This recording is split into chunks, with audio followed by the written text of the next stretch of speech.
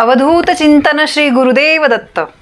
श्रावण महिना आता सुरू होतोय, तर श्रावण महिना कधीपासून आहे आणि किती सोमवार आहे, कुठल्या श्रावण सोमवारी आपल्याला कुठली शिवामूठ अर्पण करायची आहे, यानंतर या श्रावण महिन्यामध्ये कुठल्या सोप्या सोप्या सेवा पारायण आपल्याला करता येतील की जेणेकरून ह्या सेवा केल्यामुळे आपल्या आयुष्यातले दुःख, संकट, अडीअडचणी याच्यावर आपल्याला मार्ग मिळतो, आपल्या कष्टाला नशिबाची साथ मिळते आणि मग आपण आयुष्यामध्ये आपल्या घरामध्ये सुख, समृद्धी, आनंद घेऊन येऊ शकतो। श्रावण महिना बघा, हा महिना अतिशय महत्त्वाचा आहे आणि खरं तर बरेचसे लोक श्रावण महिन्याची वाट बघत असतात। हा पवित्र महिना मानला जातो, म्हणजे सगळ्या महिन्यांमध्ये ह्या महिन्यामध्ये जर सेवा केली तर ते आपल्याला जास्त लागू पडते, लवकर त्या सेवेचं आपल्याला फळ मिळत असतं। तर बघा, असं म्हणतात की देवशयनी एकादशीला श्री विष्णू हे योग निद्रेत गेल्यामुळे आपल्या सृष्टीचा सगळा कारभार, पालन, त्याची जबाबदारी महादेव शिवशंकर यांच्यावर असते। त्यामुळे या काळामध्ये आपण महादेवांची, आपल्या भोळे शंकरांची आपण उपासना करतो, नामस्मरण करतो की जेणेकरून मग आपण केलेल्या सेवेचं, पूजा, नामस्मरण, उपासना, पारायण जे काही करतो त्याचं आपल्याला त्वरित फळ मिळतं। कारण या महिन्यामध्ये भगवान शिव, महादेव हे अतिशय त्यांचं तेज जे आहे ते खूप जास्त प्रमाणामध्ये असतं, त्यामुळे त्यांची केलेली सेवेचं जे फळ आहे तर ते आपल्याला लवकर मिळत असतं। तर बघा, श्रावणातल्या प्रत्येक सोमवाराला खूप महत्त्व आहे। सोमवारी महादेवांच्या शिवलिंगावर जलाभिषेक, रुद्राभिषेक, त्यानंतर दुधाचा अभिषेक, वेगवेगळ्या गोष्टींचा अभिषेक केला जातो। खूप छान छान मस्त मस्त सण येणार आहे, त्यामुळे महिलांनो या दिवसाचा आपल्याला फायदा करून घ्यायचा आहे। म्हणजे बघा, आपण म्हणतो की काम आहे, जॉब आहे, लहान मुलं आहे, सगळं मान्य आहे, पण थोडा वेळ काढा, थोडी तरी 5 मिनिटाची तरी सेवा करा। सांगते त्या सेवांमधल्या थोड्या पण सेवा केल्या तरी पण चालतील।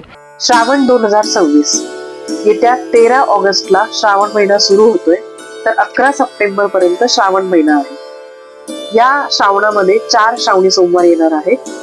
पहिला श्रावणी सोमवार हा 17 ऑगस्टला आहे, त्या दिवसाची शिवामूठ आहे तांदळाची। दुसरा श्रावणी सोमवार 24 ऑगस्टला आहे, शिवामूठ आहे तीळ। तिसरा श्रावणी सोमवार 31 ऑगस्टला आहे, शिवामूठ आहे मूग। आणि चौथा म्हणजे शेवटचा श्रावणी सोमवार 7 ऑगस्टला आहे, शिवामूठ आहे जवस। अशा प्रकारे श्रावण 2026 हा 13 ऑगस्ट पासून तर 11 सप्टेंबर पर्यंत आहे। आता या महिन्यामध्ये आपल्याला सेवा कुठल्या कुठल्या करायच्या आहे बघा। श्रावण म्हटला की शिव म्हणजे देवांचे महादेव अर्थात भगवान शंकर हे कलियुगात सुद्धा श्रेष्ठ देवता मानले जातात। त्यांची आपल्याला सेवा करायची, का करायची हे मी तुम्हाला सांगितलं। आता बघा, मनुष्य जन्म घेतल्यानंतर प्रत्येक व्यक्तीच्या आयुष्यामध्ये दुःख येतं, दुःखानंतर सुख येतं, सुखानंतर परत दुःख येतं। असा एक पण व्यक्ती नाही की त्याच्या आयुष्यामध्ये एक पण दुःख नाहीये। तुम्ही कितीही श्रीमंत माणूस घ्या तरी पण श्रीमंत किंवा गरिबीवरून सुख दुःखाचं मोलमाप होत नाही। माणूस म्हटला की त्याच्या आयुष्यात सुख येणार, सुखानंतर दुःख येणार। तर त्यामुळे किती पण आपल्या आयुष्यामध्ये दुःख, संकट आले तरी त्याच्यातून योग्य मार्ग मिळून आपल्या आयुष्याची योग्य दिशा सापडून पुढे जाणं याला खूप महत्त्व आहे। आणि ते दिशा, म्हणजे कुठल्याही संकटातून मार्ग मिळण्यासाठी आपल्याला भगवान शंकरांची या महिन्यामध्ये सेवा करायची। तर बघा, दुःख कुठलंही असू द्या, छोटं मोठं कोणतीही आपल्या काही आयुष्यामध्ये बघा, नोकरीचे काही समस्या आहे, मूलबाळ होत नाही, नवरा बायकोचे भांडण, काही कुठल्या पण समस्या असतील तरी पण श्रावण महिन्यामध्ये तुम्ही महादेवांना डोळ्यापुढे ठेवून आपण सेवा करायची आहे। ठीक आहे, त्यांच्यासाठी सेवा जर या महिन्यात केली तर ते प्रसन्न होतात आणि मग आपल्याला सर्व काही ते देऊन जातात। तुम्ही या महिन्यामध्ये जेवढी सेवा कराल तेवढं तुमच्या घराचं रक्षण होईल, घरामध्ये आनंद येईल, घरावरचे संकट जातात। काही संकट आपल्या आयुष्यामध्ये लिहून ठेवलेले असतात तर ते नाहीसे होतात। आपण बघा, कधी कधी म्हणतो की बरं झालं बाबा हे संकट माझ्यावरचं टळलं, हे का की कुठेतरी आपल्यावर देवाची कृपा झालेली असते, काहीतरी आपण सेवा केलेल्या असतात। म्हणून केलेली सेवा कधी पण वाया जात नाही। जमेल तेवढी छोटी मोठी सेवा करा। आणि बघा, प्रत्येक सोमवारी पूजा कशी करायची, काय करायची, रुद्राभिषेक कसा करायचा, सगळे व्हिडिओ मी तुमच्यासाठी आणणार आहे। आता श्रावणात आपण कोणत्या कोणत्या सेवा करू शकतो, कोणत्या सेवा करायच्या हे मी आता सांगते। इन डिटेल मध्ये कोणत्या कोणत्या कशा करायच्या हे मी तुम्हाला प्रत्येक एकेका व्हिडिओमध्ये सांगत जाईल।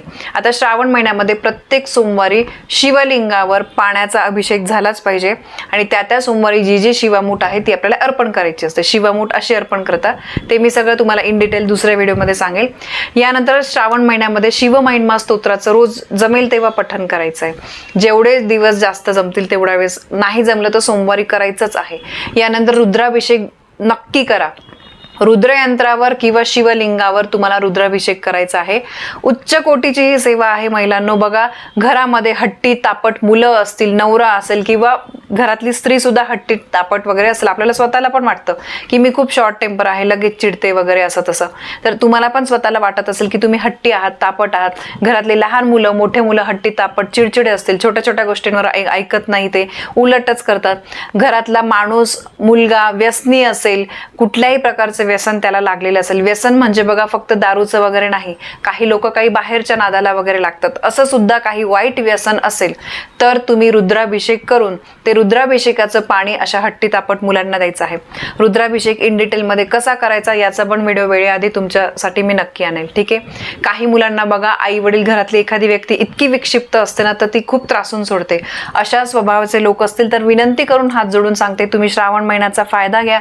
श्रावण महिन्यामध्ये रुद्राभिषेक करा आणि त्यानंतर ते पाणी जे आहे ते तीर्थ म्हणू शकतो आपण, पाणी म्हणण्यापेक्षा ते तुम्हाला त्या व्यक्तीला द्यायचं आहे. 100% तुम्हाला त्याच्यामध्ये फरक जाणवेल. मागच्या वर्षीचा तुम्ही माझा व्हिडिओ बघा, बऱ्याचशा ताईंनी सेवा केली आहे, त्यांना अनुभव आले आहे. आणि नित्यसेवेच्या पुस्तकामध्ये बऱ्याचशा गोष्टी आहे. शिवलीलामृत ग्रंथाचं पठण करा. त्यानंतर 12 ज्योतिर्लिंग स्तोत्र तुम्हाला पठण करायचं आहे. शिवस्तुती तुम्हाला म्हणायची आहे.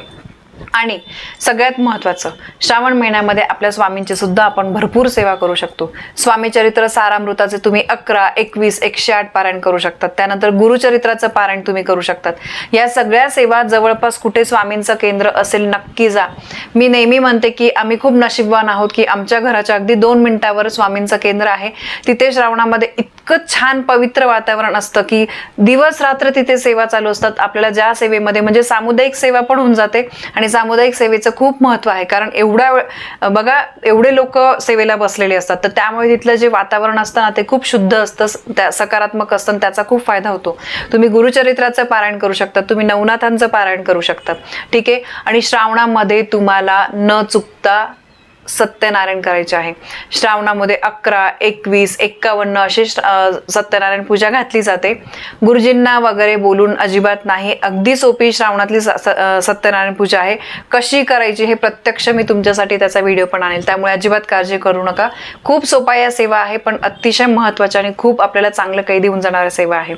सगळ्या सेवा संकल्पयुक्त पण तुम्ही करू शकतात काही इच्छा पूर्ण करण्यासाठी, किंवा नाही आपली काही इच्छा तर म्हणजे इच्छा काही मनात न ठेवता फक्त आपण देवाला एक देवाच्या अधीन जाऊन काहीतरी ह्या सेवा कुठे ना कुठे कामात येतात.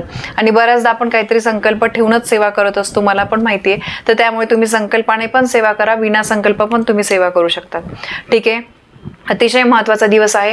प्लीज तुम्ही असं म्हणू नका की ताई लहान मुलं आहे जमत नाही वगैरे. जमेल तेवढी छोटी मोठी सेवा करा. रोज नामस्मरण करा, महादेवांचं नाव घ्या, ओम नमः शिवाय, किंवा शिवांची 108 नामावली आहे तर शिवनामावली म्हणून तुम्ही रोज काहीतरी सेवा करा. खूप पाहिजे तेवढ्या सेवा आहेत या महिन्यामध्ये. या सेवांचा आपल्याला खूप फायदा होतो. अजिबात आपल्या आयुष्यामध्ये जे दुःख संकट अडीअडचणी आहे ते दूर जातील. सगळ्या गोष्टी ज्या आहेत त्या मार्गी लागतील. फक्त तुम्ही ना सेवा मनापासून करा. मनामध्ये असेल तर तुम्ही नक्की त्या सेवेचं फळ तुम्हाला मिळेल, त्या सेवेचा फायदा तुम्हाला भरभरून होईल. आणि बघा, शिवलीलामृत ग्रंथाचं पारायण सुद्धा तुम्हाला करायचं आहे. बघा, हा ग्रंथ अतिशय पवित्र आहे. यातला तुम्ही 14वा 15वा अध्याय जरी रोज तुम्ही वाचला तरी सुद्धा चालेल. प्रत्येक अध्यायाचं महत्त्व आहे.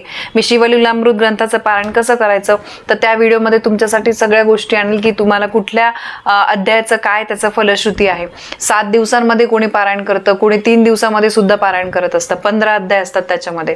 आणि महत्त्वाचं म्हणजे जसा हा महिना पवित्र आहे त्याचा आपल्याला फायदा करून घ्यायचा आहे, त्याचप्रमाणे या महिन्यामध्ये काही नियम पाळा. तुम्ही भलेही सेवा करू नका पण काही नियम पाळा, जसं की खाण्यापिण्याचं, ते सगळ्यात महत्त्वाचं आहे. मांसाहार प्लीज कटाक्षाने श्रावण महिन्यामध्ये टाळा. अजिबात या गोष्टी होऊ नका देऊ. कारण बघा, जसं शुभ गोष्टी केल्यामुळे शुभ फळ मिळतं तसं काही आपण चुका केल्या ना मग त्याचं वाईट फळ मिळतं. आपण काय करतो, मग याला त्याला दोष देतो. माझ्याच नशिबात असं, हिची नजर लागली, तिची नजर लागली. तर असं नाहीये, कोणाची नजर लागत नाही. आपण स्वतःहूनच आपले संकट अडीअडचणी वाढवून घेत असतो. ठीक आहे. तर त्याच्यामुळे बघा, अतिशय तुम्हाला मनापासून सेवा करायची आहे. श्रावणामध्ये तुम्ही सत्यनारायण करा. खूप छान छान सणवार आहे. एकादशी आहे, त्यानंतर विनायक चतुर्थी. या श्रावणामध्ये आपल्याला बरेचसे दुर्वा गणपती व्रत पण आपल्याला करायचं आहे. खूप छान छान सेवा आहेत. फक्त बघा, कोणाशी वाईट वागू नका, कोणाचा अपमान करू नका, मन तुमचं शुद्ध ठेवा, मनापासून इच्छा असेल तशी तुम्ही सेवा करा. 5 मिनिटाची तुम्ही ठरवून घ्या, मला 5 मिनिटं मिळणार आहे तर मी श्रावणामध्ये ही अशी सेवा करेल, अभिषेक करेल रोज, किंवा तुम्ही 108 नामावली म्हणा, किंवा ओम नमः शिवायचा 108 वेळेस जप करा, चालेल. जवळपास कुठे मंदिर असेल शिवांचं, रोज तिथे जा.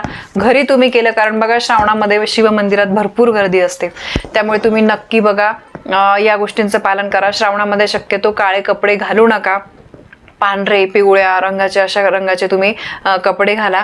आणि दुसरी गोष्ट म्हणजे बघा, मासिक धर्म वगैरे जरी आला तरी पण आपण मनामध्ये नामस्मरण वगैरे करू शकतो. सुतक आलं तर मान्य आहे, तेवढे दिवस आपल्याला टाळावे लागतात, पण सुतक संपल्यानंतर परत पुढे तुम्ही सेवा जी आहे ती करू शकतात.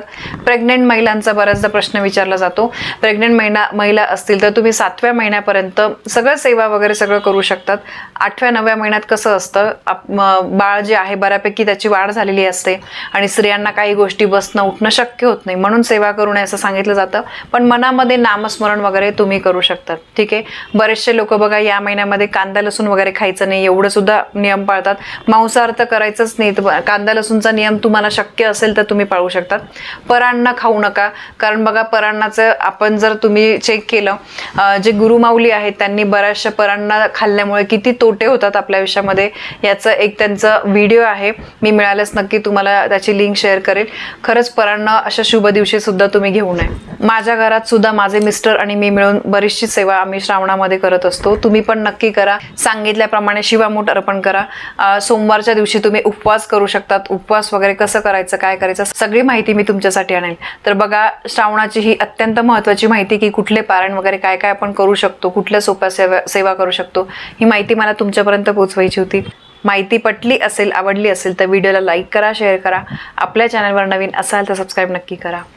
धन्यवाद. श्री स्वामी समर्थ.